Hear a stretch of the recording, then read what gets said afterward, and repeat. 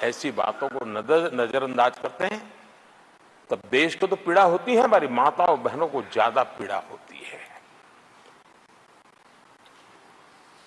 आदरणीय सभापति जी, राजनीति इतनी सिलेक्टिव हो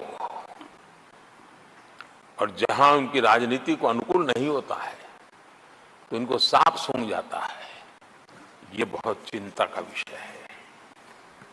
आदरणीय सभापति जी, भारत की जनता ने तीसरी बार पूर्ण बहुमत की स्थिर सरकार चुनकर देश में तो स्थिरता और निरंतरता को तो आदेश दिया ही है, लेकिन इस चुनाव के नतीजों ने विश्व को आश्वस्त किया है। आदरणीय सभापति जी,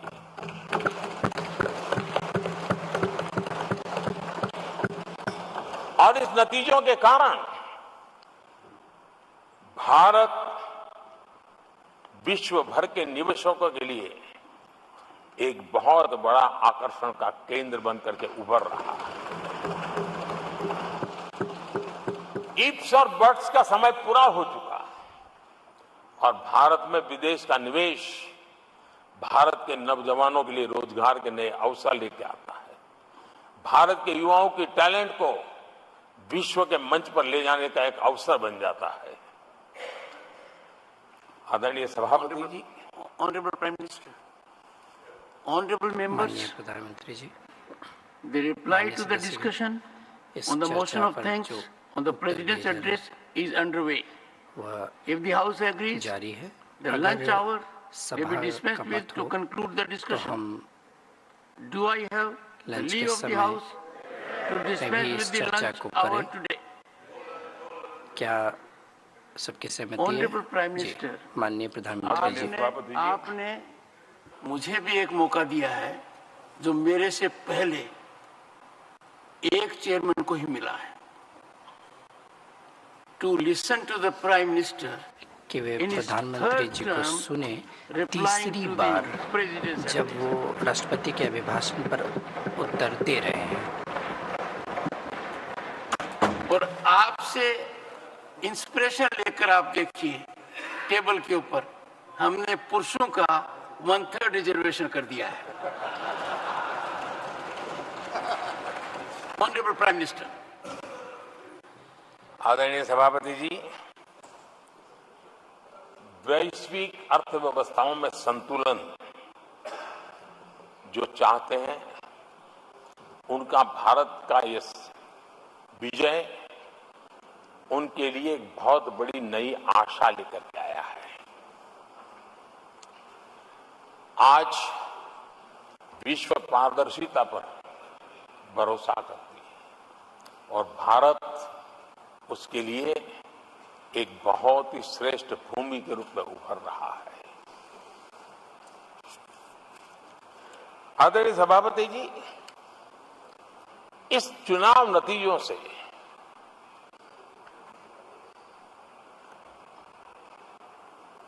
कैपिटल मार्केट है उसमें तो उछाल नजर आ ही रहा है, लेकिन दुनिया में भी बहुत बड़ा उमंग और आनंद का माहौल है।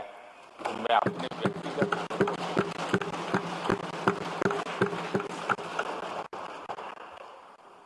लेकिन इस बीच हमारे कांग्रेस के लोग भी खुशी में मगन है।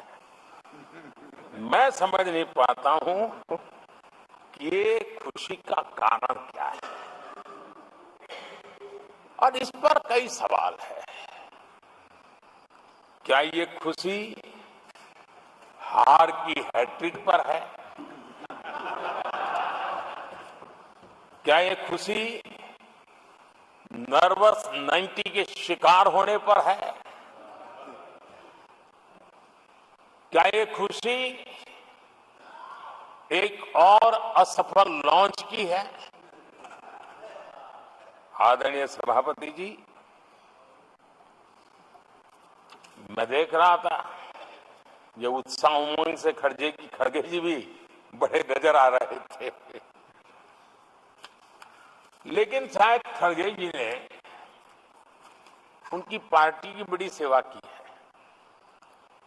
क्योंकि जो ये पराजय का ठिकरा जिन पर फूटना चाहिए था, उनको उन्होंने बचा लिया और खुद दीवार भर के खड़े हो गए।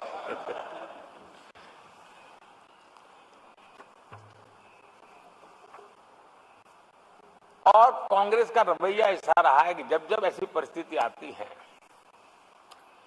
तो दलित को, पिछड़े को ही ये मार झेलनी पड़ती है और वो परिवार बच निकल जाता है।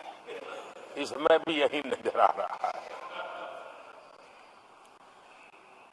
इन दिनों आपने देखा होगा लोकसभा में स्पीकर के चुनाव का मसला हुआ, उसमें भी पराजय तो तय थी, लेकिन आगे किसको किया? तो एक दलित को बड़ी चलाने के लिए खेल खेला उन्होंने। उनको मालूम था कि वो पराजित होने वाले, लेकिन उन्हीं को आगे किया।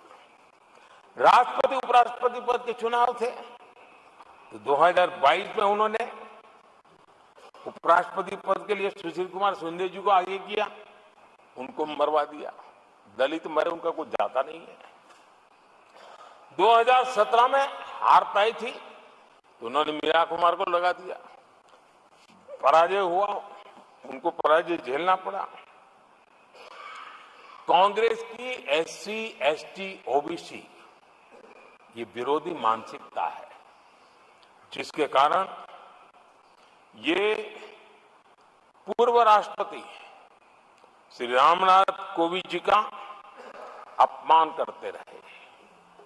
इसी मानसिकता के कारण देश की पहली आदिवासी महिला राष्ट्रपति को भी उन्होंने अपमानित करना, विरोध करने में कोई कमी नहीं दी और ऐसे शब्दों का प्रयोग किया जो कोई नहीं कर सकता है। आदरणीय सभापति जी, ये संसद, ये उच्च सदन सार्थक वाद विवाद संवाद और इस मनोमंथन में से अमृत निकाल करके देशवासियों देने के लिए है। ये देश का सबसे बड़ा मंच माना जाएगा। लेकिन जब मैंने कई वरिष्ठ नेताओं की बातें सुनी पिछले 2 दिन में, सिर्फ मुझे ही नहीं पूरे देश को निराशा हुई है। यहां कहा गया कि ये देश के इतिहास का पहला चुनाव था जिसका मुद्दा संविधान की रक्षा था। मैं जरा उन्हें याद कराना चाहता हूं, क्या अब भी ये फेक नैरेटिव चलाते रहोगे क्या? क्या आप भूल गए 1977 का चुनाव? अखबार बंद थे, रेडियो बंद थे, बोलना भी बंद था और एक ही मुद्दे पर देशवासियों ने वोट किया था। लोकतंत्र की पुनर्स्थापना के लिए वोट किया था।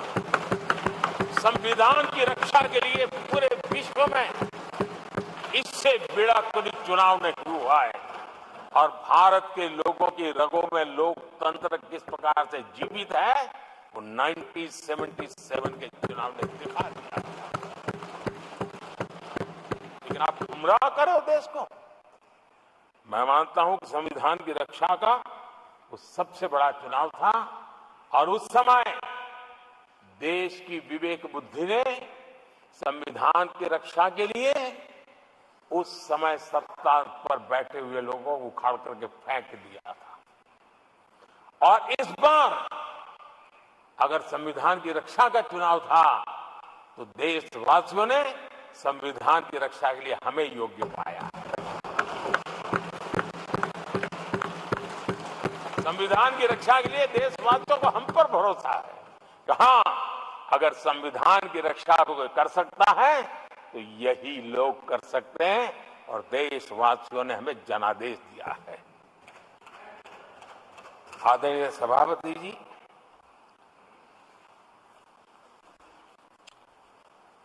जब खड़गे जी ऐसी बातें बोलते हैं तो जरा पीड़ादायक लगता है, क्योंकि इमरजेंसी के दौरान संविधान पर जो जुल्म हुआ, जो बुलडोजर चलाया गया संविधान के ऊपर, लोकतंत्र की धज्जियां उड़ा दी गई, तब उसी दल के महत्वपूर्ण नेता के रूप में उनके साक्षी है, फिर भी सदन को गुमराह कर रहे हैं।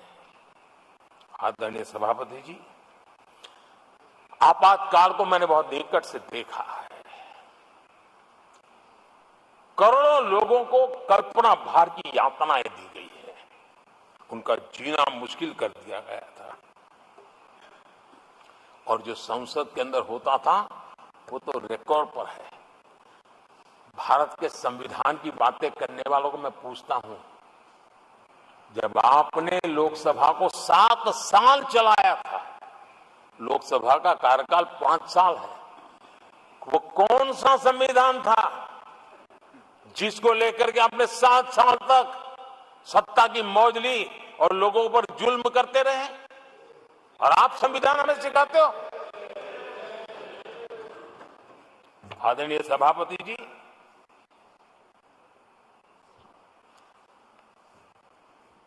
दर्जनों आर्टिकल्स पर, यानी संविधान की आत्मा को छिन्न विच्छिन्न करने का पाप इन्हीं लोगों ने उस कालखंड में किया था। 38वां, 39वां और 42वां संविधान संशोधन, और उस संशोधन को यानी मिनी कॉन्स्टिट्यूशन, यानी मिनी कॉन्स्टिट्यूशन के रूप में कहा जाता था। ये सब क्या था? आपके मुंह में संविधान की रक्षा शब्द शोभा नहीं देता है, ये पाप कर करके आप बैठे हुए लोग हो।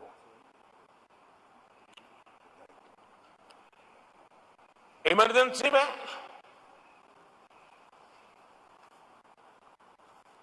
पिछली सरकार में 10 साल ये कैबिनेट में थे खड़गे जी, क्या हुआ था? प्रधानमंत्री संवैधानिक पद है, प्रधानमंत्री के पद के ऊपर एनएसी बैठ जाना, ये कौन से संविधान में चलाए थे व्यवस्था? किस संविधान में से बनाया था आप लोगों ने? आपने देश के प्रधानमंत्री पद की गरिमा को चकनाचूर कर दिया था, और रिमोट पायलट बनकर के आप उसके माथे पर बैठ गए थे। कौन सा संविधान आपको अनुमति देता है? आदरणीय सभापति जी, जरा ये बताएं हमको, वो कौन सा संविधान है जो एक सांसद को कैबिनेट के निर्णय को सार्वजनिक रूप से फाड़ देने का हक दे देता है? वो कौन सा संविधान था? किस हैसियत से बना गया था? आदरणीय सभापति जी, हमारे देश में लिखित रूप में प्रोटोकॉल की व्यवस्था है। राष्ट्रपति, उपराष्ट्रपति, प्रधानमंत्री, स्पीकर, सब कैसे कहां होते हैं? कोई मुझे बताएं कि संविधान की मर्यादाओं को तार तार करके प्रोटोकॉल में एक परिवार को प्राथमिकता कैसे दी जाती थी? कौन सा संविधान था? संवैधानिक पदों पर बैठे हुए लोगों बाद में, एक परिवार के लोग पहले। कौन से संविधान की मर्यादा रखी थी आपने? और आज संविधान की बातें करते हैं, संविधान लहराते हैं, जय संविधान कहते हैं। अरे आप लोग तो India is Indira, Indira is India के नारे लगा करके जिए हो। आपको संविधान की कोई आदर भाव कभी व्यक्त कर नहीं पाए हो। आदरणीय सभापति जी, मैं बहुत गंभीरता से कह रहा हूं कि देश में कांग्रेस संविधान की सबसे बड़ी विरोधी है। उसके जहन में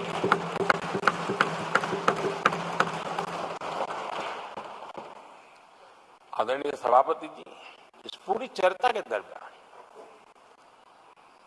उनको 200-500 साल की बातें करने का तो हक है, लेकिन इमरजेंसी की बात देख ले तो वो तो बहुत पुराना हो गया। तो आपके पाप पुराने हो जाते हैं तो खत्म हो जाते हैं क्या? आदरणीय सभापति जी, इस हाउस में कोशिश की गई संविधान की बात करना, लेकिन इमरजेंसी को कभी भी आने नहीं देना, ये चर्चा करने का अनुभव है। लेकिन ये देश, इनके साथ जो लोग बैठे हैं उसमें भी बहुत लोग हैं जो इमरजेंसी के भुक्तभोगी रहे हैं, लेकिन उनकी कुछ मजबूरियां होगी कि आज उनके साथ उन्होंने बैठना पसंद किया है। मतलब अवसरवादिता का ये दूसरा नाम है। संविधान के प्रति समर्पण का भाव होता तो ऐसा नहीं करते।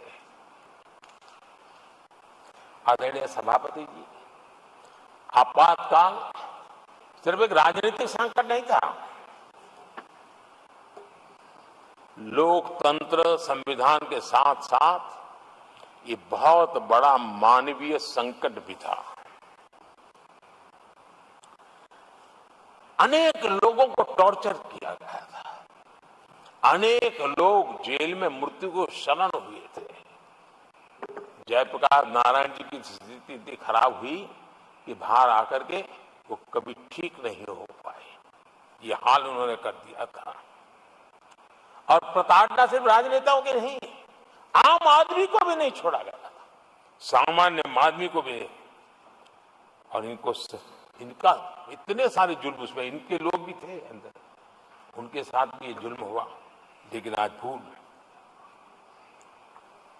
आदरणीय सभापति, वो दिन ऐसे थे कि जो कुछ लोग घर से निकले कभी घर लौट करके वापिस नहीं आए और पता तक नहीं चला कि उनका शरीर कहाँ गया। यहां तक की घटनाएं घटी थी।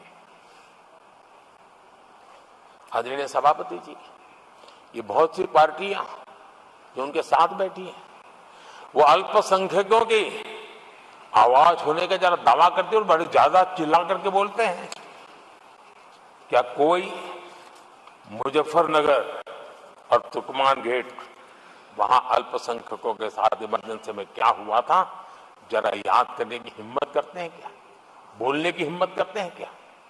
आदरणीय सभापति जी, और ये कांग्रेस को क्लीन चिट दे रहे हैं। कैसे देश उनको माफ करेगा? ये शर्मनाक है कि ऐसी तानाशाही को भी आज सही कहने वाले लोग हाथ में संविधान की प्रत लेकर के अपने काले कारनामों को छुपाने की कोशिश कर रहे हैं।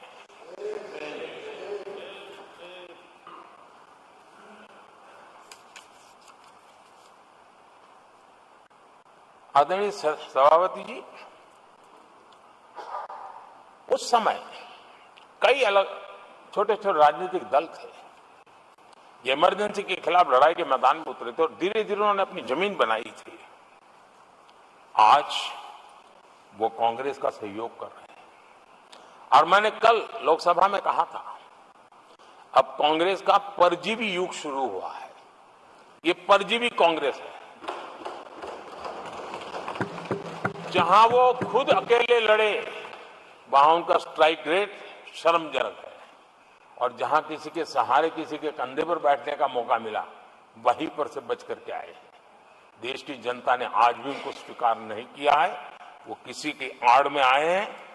ये कांग्रेस परजीवी है, किसी और के कारण सहयोगी दलों के वोट खा करके वो जरा फली फूली है ऐसा दिखता है। और कांग्रेस का परजीवी होने का कारण उनके अपने कारनामों से है। वे देश की जनता का विश्वास नहीं लेता है, वो जोड़ तोड़ करके बचने का रास्ता खोज रहे हैं। जनता जनार्दन का विश्वास जीतने के लिए इनके पास कुछ नहीं है, इसलिए फेक नैरेटिव के द्वारा, फेक वीडियो के द्वारा देश को भ्रमित करके, गुमराह करके अपने कारनामे करने की आदत है। आदरणीय सभापति जी, इस सदन में, ये उच्च सदन है, यहां विकास के विजन पर चर्चा होना स्वाभाविक, अपेक्षित है। लेकिन भ्रष्टाचार के गंभीर आरोपों से घिरे लोग, ये कांग्रेस वाले भ्रष्टाचारी बचाओ आंदोलन चलाने लग गए हैं बेशर्मी के साथ। जिनको सजाएं मिली है भ्रष्टाचार में, इनके साथ तस्वीरें निकालने में उनको मजा आ रहा है। पहले ये लोग हमको पूछते थे, बातें तो बड़ी करते थे, भ्रष्टाचारियों पर कार्रवाई क्यों नहीं होती है? और जब भ्रष्टाचारी जेल जा रहे हैं तो हंगामा कर रहे हैं। क्या आप लोगों को जेल क्या भेज रहे हो? आदरणीय सभापति जी, यहां चर्चा के दौरान केंद्र की जांच एजेंसियों पर आरोप लगाए गए हैं। जांच एजेंसियों का ये सरकार दुरुपयोग कर रही है, ऐसा कहा गया है। आदरणीय सभापति जी, अब आप मुझे बताइए, भ्रष्टाचार करे आप, शराब घोटाला करे आप, बच्चों के क्लास के बनाने में घोटाला करे आप, पानी तक में घोटाला करे आप, आपकी शिकायत करे कांग्रेस, आपको कोर्ट में घसीट करके ले जाए कांग्रेस, और अब कार्रवाई हो तो गाली दे मोदी को।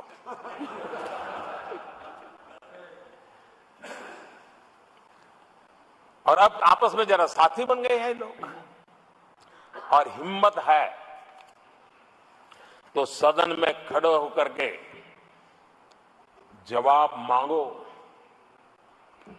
कांग्रेस पार्टी से मैं आप वालों से कहता हूं, कांग्रेस भी बताएं कि आपने प्रेस कॉन्फ्रेंस करके आपके घोटालों के इतने सारे सबूत देश के सामने रखे थे।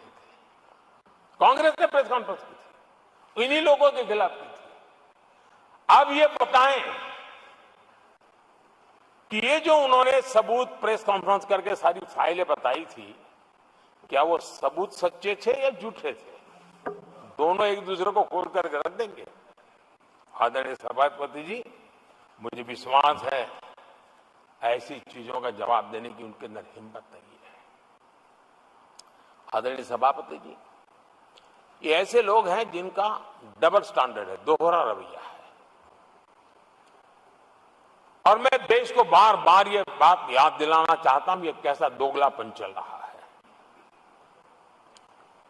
ये लोग दिल्ली में एक मंच पर बैठ करके जांच एजेंसियों पर आरोप लगाते हैं, भ्रष्टाचारियों को बचाने के लिए रैलियां करते हैं, और केरला में उनके शहजादे, उन्हीं के केरल के एक मुख्यमंत्री जो उनके गठबंधन के साथी है, उनको जेल भेजने की अपील करते हैं और भारत सरकार को कहते हैं कि इस मुख्यमंत्री को जेल भेज दो। दिल्ली में ईडी सीबीआई की कार्रवाई उस पर हाय तौबा करते हैं और वही लोग उसी एजेंसी से केरल के मुख्यमंत्री को जेल भेजने की बात करते हैं, शहजादे। तब लोगों के मन में सवाल उठता है कि इसमें भी दोगलापन। आदरणीय सभापति जी, छत्तीसगढ़ में कांग्रेस सरकार के मुख्यमंत्री के साथ शराब घोटाला जुड़ा।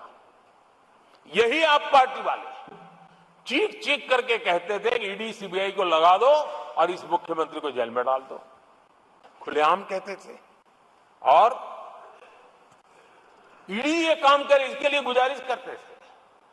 उनको तब ईडी बहुत प्यारा लगता है। आदरणीय सभापति जी, ये आज जो लोग जांच एजेंसियों को बदनाम कर रहे हैं, हल्ला मचा रहे हैं, मैं जरा उनकी याददाश्त पर जोर डालना चाहिए, मैं ऐसा उनका आग्रह करता हूं। जांच एजेंसियों का पहले दुरुपयोग कैसे होता था, कौन करता था, मैं जरा बताना चाहता हूं। मैं कुछ बयान आपके सामने रखता हूं। ये पहला बयान है 2013 का। बयान क्या है? कांग्रेस से लड़ना आसान नहीं है, जेल में डाल देगी, सीबीआई पीछे लगा देगी। कांग्रेस सीबीआई व इनकम टैक्स का भय दिखा करके समर्थन लेती है। ये स्टेटमेंट किसका है? ये बयान है स्वर्गीय मुलायम सिंह जी का। कांग्रेस एजेंसियों का कैसा दुरुपयोग करता है, ये मुलायम सिंह जी ने कहा था। और यहां इस सदन के माननीय सदस्य रामगोपाल जी को मैं जरा पूछना चाहता हूं कि रामगोपाल जी, क्या नेताजी कभी झूठ बोलते थे क्या? नेताजी तो सच बोलते थे। आदरणीय सभापति जी, मैं रामगोपाल जी को ये भी कहा जरा भतीजे को भी बताएं, क्योंकि उनको भी याद दिलाए कि राजनीति में कदम रखते ही भतीजे पर सीबीआई का फंदा लगाने वाले कौन थे, जरा याद दिला दें उनको, पता चलेगा। आदरणीय सभापति जी, मैं एक और बयान पढ़ता हूं, ये भी साल 2013 का है। The Congress had used the CBI to strike political bargains with many parties. राजनीतिक फायदा उठाने के लिए सीबीआई का इस्तेमाल किया, कई जगह किया। कॉमरेड श्रीमान प्रकाश कराज जी ने ये कहा हुआ है, 2013 में कहा। एजेंसियों का कौन दुरुपयोग करता था? एक और महत्वपूर्ण स्टेटमेंट में पढ़ता हूं और मैं याद दिलाना चाहता हूं स्टेटमेंट क्या है कि सीबीआई पिंजरे में बंद तोता है जो मालिक की आवाज में बोलता है। ये किसी राजनीतिक व्यक्ति का बयान नहीं है, ये हमारे देश की सुप्रीम कोर्ट ने यूपीए सरकार के समय कहा हुआ बयान है। एजेंसियों का दुरुपयोग कौन करता था, इसके जीते जागते सबूत आज मौजूद है। आदरणीय सभापति जी, भ्रष्टाचार के विरुद्ध लड़ाई ये मेरे लिए चुनाव हार जीत का तराजू नहीं है। मैं चुनाव हार जीत के लिए, भ्रष्टाचार के लिए लड़ाई नहीं लड़ रहा हूं। ये मेरा मिशन है, ये मेरा कन्विक्शन है और मैं मानता हूं कि भ्रष्टाचार एक ऐसी दिमक है जिसने देश को खोखला कर दिया है। इस देश को भ्रष्टाचार से मुक्ति दिलाने के लिए, भ्रष्टाचार के प्रति सामान्य मानवीय के मन में नफरत पैदा करने के लिए मैं जी जान से जुटा हुआ हूं और मैं इस पवित्र कार्य मानता हूं। 2014 में जब हमारी सरकार बनी तो हमने दो बड़ी बातें कही थी। एक, हमने कहा था मेरी सरकार गरीबों को समर्पित है, और दूसरा, भ्रष्टाचार पर, काले धन पर कड़ा प्रहार मेरी सरकार करेगी। ये मैंने 2014 में सार्वजनिक रूप से कहा था। इसी ध्येय को लेकर के एक तरफ गरीबों के कल्याण के लिए विश्व की सबसे बड़ी कल्याण योजना हम चला रहे हैं, गरीब कल्याण योजना चला रहे हैं। दूसरी तरफ भ्रष्टाचार के विरुद्ध नए कानून, नई व्यवस्थाएं, नए तंत्र हम विकसित कर रहे हैं। हमने भ्रष्टाचार निवारण अधिनियम 1988 उसमें संशोधन किया। हमने काले धन के खिलाफ एक नया कानून बनाया। बेनामी संपत्ति को लेकर हम नया कानून लेकर के आए। इन कानूनों से भ्रष्ट अधिकारियों पर भी कार्रवाई हो गई, लेकिन लीकेज हटाने के लिए हमने सकारात्मक रूप से गवर्नमेंट में भी बदलाव लाया। हमने डायरेक्ट बेनिफिट ट्रांसफर पर बल दिया। हमने डिजिटल टेक्नोलॉजी का भरपूर उपयोग किया है और तभी आज हर लाभार्थी तक उसके हक का फायदा तुरंत सीधा पहुंच रहा है। एक नए पैसे का लीकेज नहीं होता है। ये हमारी भ्रष्टाचार के खिलाफ लड़ाई का पहलू है। और जब सामान्य नागरिक को ये व्यवस्था मिलती है तब उसका लोकतंत्र पे भरोसा बढ़ता है, उसको सरकार में अपनापन महसूस होता है, और जब अपनापन महसूस होता है ना, तब तीसरी बार बैठने का मौका मिलता है। आदरणीय सभापति जी,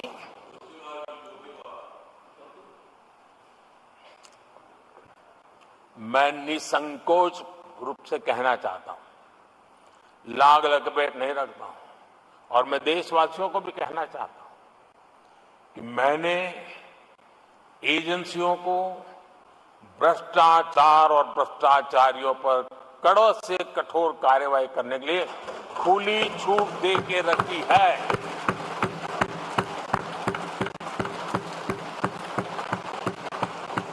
सरकार कहीं पर भी टांग नहीं अड़ाएगी। हाँ, वो ईमानदारी से काम करे, ईमानदारी के लिए काम करे, ये मेरी सूचना है। और आदरणीय सभापति जी, मैं फिर देशवासियों को कहना चाहता हूं, कोई भी भ्रष्टाचारी कानून से बच करके नहीं निकलेगा, ये मोदी की गारंटी है। आदरणीय सभापति जी, राष्ट्रपति जी ने अपने संबोधन में पेपर लीक को एक बड़ी समस्या बताया है। मेरी अपेक्षा थी कि सारे दल दलीय राजनीति से ऊपर उठकर इस पर अपनी बात रखते, लेकिन दुर्भाग्य से इतना संवेदनशील महत्वपूर्ण मुद्दा भी, मेरे देश के नौजवानों के भविष्य के साथ जुड़ा मुद्दा भी इन्होंने राजनीति के भेंट चढ़ा दिया। इससे बड़ा दुर्भाग्य क्या हो सकता है। मैं देश के नौजवानों को आश्वस्त करता हूं कि आपको धोखा देने वालों को ये सरकार छोड़ने वाली नहीं है। मेरे देश के नौजवानों के भविष्य के साथ खिलवाड़ करने वालों को